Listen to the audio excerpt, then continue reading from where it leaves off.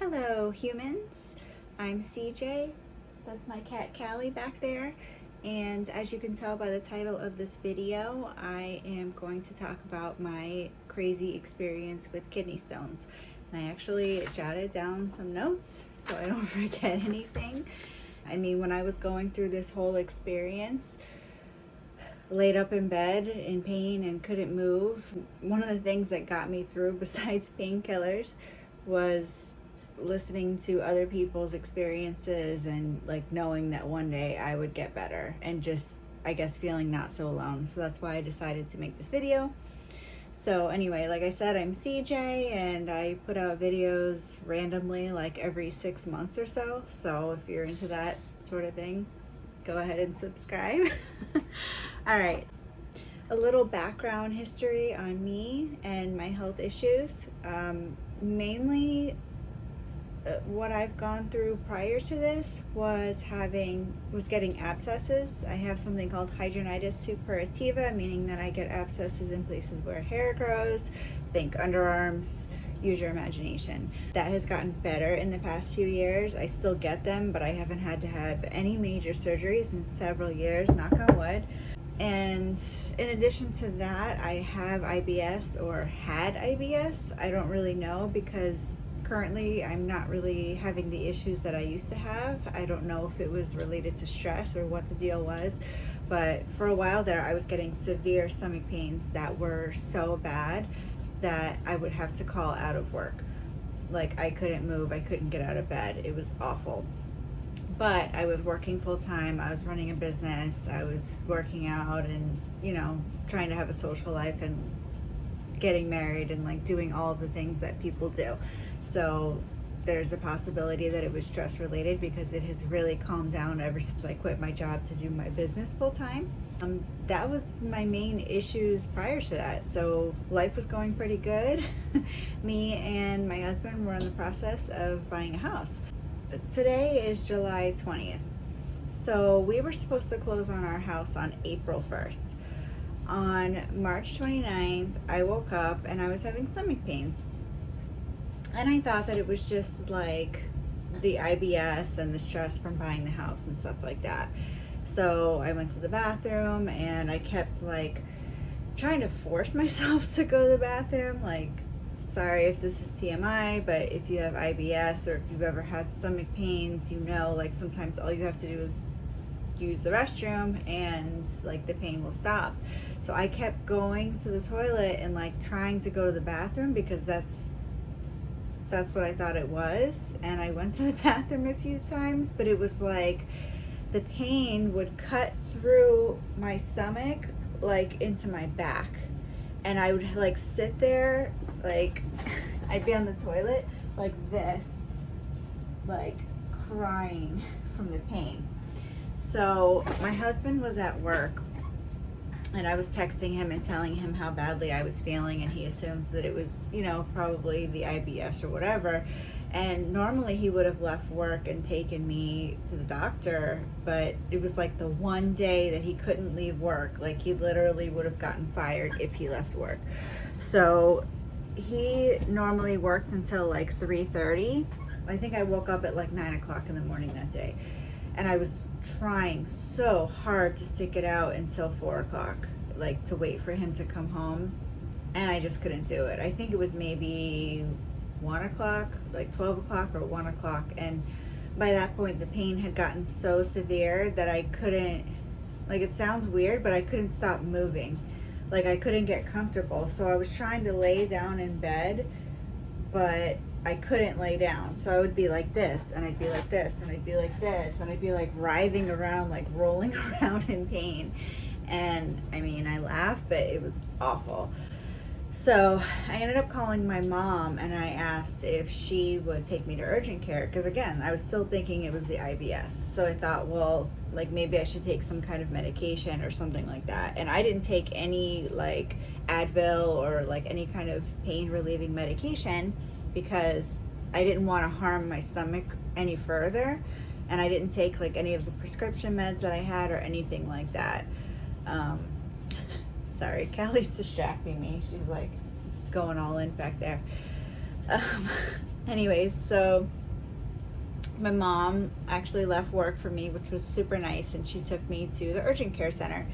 And of course, on that day, they had an emergency, so I was stuck there like for hours in pain. When they asked my level of pain, I said it was a 10 out of 10, and I never ever said that before. And they were like, wow, that's really bad. They're like, well, there's nothing that we can really do. Like, they would have to do a CT scan in the hospital, and they were basically just like, too bad, sorry for your luck. So I was like, well, can you at least give me something for the pain? And I think they gave me like a Toradol shot, and yeah, and sent me on my way. So then we drove to the hospital. So my mom takes me to the hospital, and then by that point, my husband was able to come and join us. So they were there with me, and they did, all of the standard kind of tests that they do. They did an ultrasound, and they had to do like a transvaginal ultrasound on me. They did a CT scan. Those are the two that I really remember. I know they did some other tests like EKG and like random stuff like that. They did those tests on me, and they gave me more Toradol, which actually helped with the pain, which was surprising. So I was feeling like I wasn't 100%, but I wasn't like feeling like I was on the verge of death. As I got my results back, and they told me that I had kidney stones, which they got from the CT scan. So one was in my right kidney at the ureterovesicular junction. So I think it was like where your kidney like attaches to your ureter. I think it was like right there, and that was on my right side. And the size of that was 0.7 by 0.3 centimeters. And then on my left side, I had one adjacent to the ureter. I know one of them they said was like really close to my bladder. I can't remember, but the left one was 1.4 centimeters by 8 centimeters by 1.4 centimeters. And back when I was on YouTube looking for videos of people going through the same thing, I kept asking, is that like a large size? Is that a normal size? And nobody really answered me, so I still don't know. So if you do know, let me know, because I'm just curious, because I'm weird like that. Okay, so when I got those results, I was like kind of weirded out, but I was like, okay, at least I have like something. So they admitted me into the hospital, and they said I'll more than likely have surgery in the morning. So I was like, okay. So I got admitted overnight, and I actually got a private room, which was pretty cool. I think they just didn't have the space, and with COVID, like, yeah, I got like one of those really nice rooms that the moms get when they're giving birth, which was pretty cool. But, I didn't really get to enjoy it because it wasn't a fun experience. So I just tried to sleep. I got like maybe 3 hours of sleep. And then the next morning, I assumed that I was having surgery because, again, like, we were supposed to close on our house on April 1st, and now it's March 30th. And I'm like, okay, I'm not going to eat anything because if I'm having surgery, I don't want to screw that up. Like, I don't want that to get pushed back. I want to have the surgery, and I want to get out of here as quickly as possible. So they kept bringing me, they brought me breakfast, and I didn't eat it. And then finally I spoke to the urologist at like 11:30 in the morning, and he was like, yeah, you're definitely going to have a surgery, but he's like, it's going to be tomorrow. Like, I don't understand why they admitted me overnight if I couldn't have the surgery the next day. Like, why not give me medication and send me home? But whatever. I was like, look, like, we're closing on our house tomorrow. Like, is there any way you can like give me medication, and then like I have, schedule the surgery with you? And he was like, yeah, you can do that. So that's what we did. And the weird thing was, though, that my instructions said to follow up in 2 to 3 weeks. So like, he knew I was closing on the house. Like, why wouldn't you just say follow up in a couple days? Like, if you're in that, he obviously knew that I was in that much pain, So it was weird. But he prescribed me something called Flomax, which you take at night, and it opens up your ureters, and just makes it so that, like, it's easier for you to sleep because you don't feel the constant pressure of, like, feeling like you have to pee. So he gave me that, and he gave me, like, narcotic pain medication. So we go home, and then I think like a day or two later, like, I was really trying to stick it out and wait that 2 to 3 weeks. Like, I had made the doctor's appointment for 2 or 3 weeks later, and I was really trying to, like, tough it out, and I just couldn't. Like, by then the pain was coming back. Like, I would take the pain medication, and it would, like, take the edge off for like an hour or two, and then I'd be back to being in pain. And then in the meantime, like, I was trying to pack up our house to move, and I couldn't. Like, I would feel kind of okay, and I would get up, and I would, maybe start packing a box or something, and then I would be in so much pain, I'd have to, like, sit down or lie down for like hours afterwards and just be in pain. It was terrible.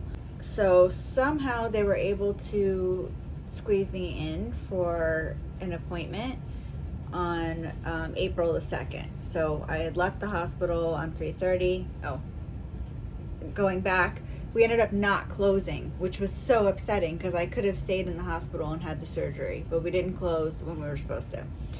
So then on April 2nd, I was able to have a doctor's appointment, and he scheduled the surgery for me on April the 5th. So I had to, like, wait in pain for 3 days. Then on April 3rd, we moved into the new house early, even though we hadn't closed yet. The seller allowed us to move in early, but, like, we didn't have enough going on, and I couldn't pack. I couldn't do anything. My husband had to do everything. So we were staying in the new house, like, the night before my surgery, and then the next day my mom brought me for the outpatient surgery because my husband was moving, like, the big stuff with his dad into the house. Like, it was just crazy times, and I couldn't do anything. It sucked. So, the usual, like, surgery prep, couldn't eat, have coffee, whatever. Had surgery.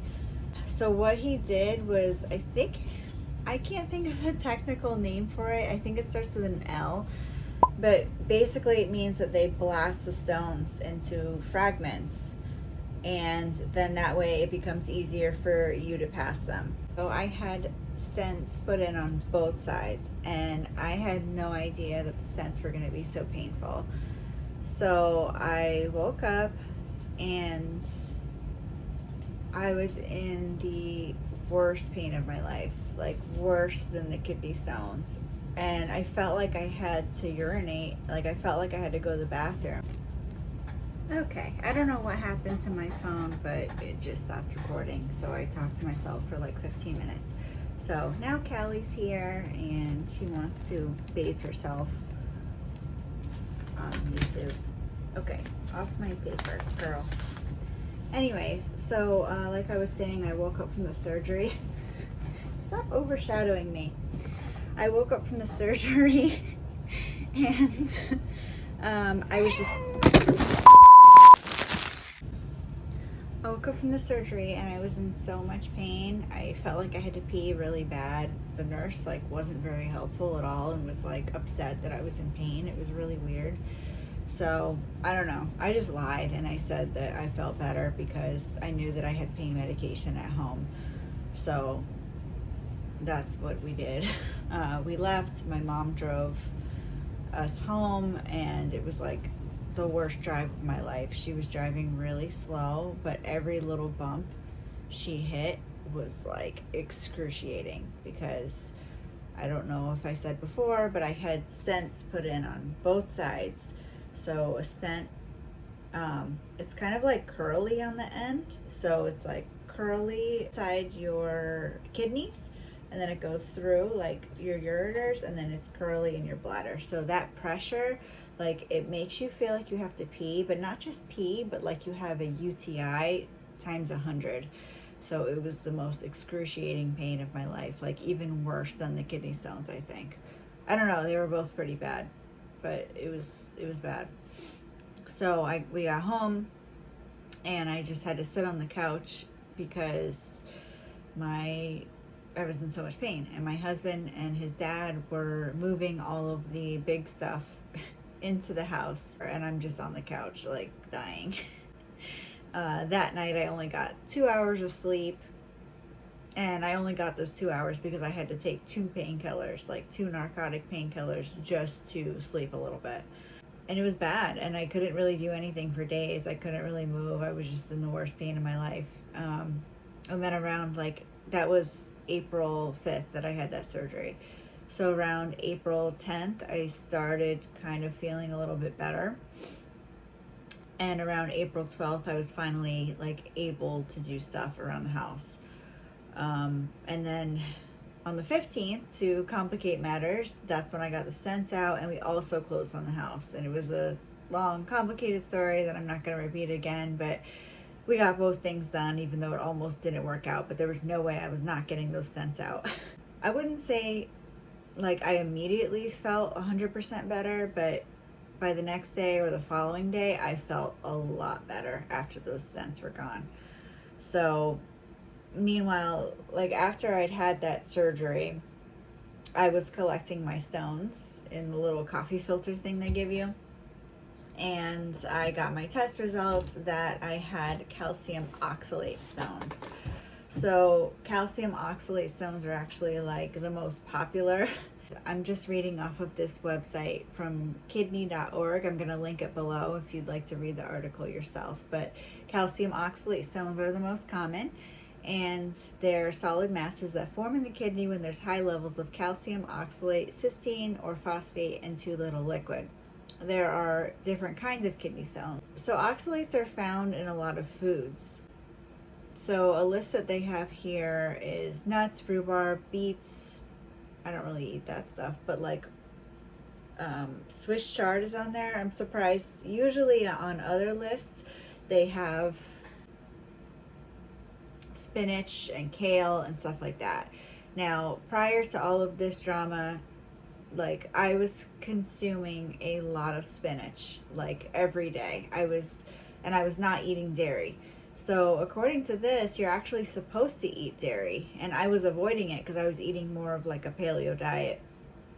So it says here, like, avoid oxalate rich foods, but if you're going to have them, maybe try to mix them with calcium. So like if you have a spinach salad, add some cheese to it or something like that.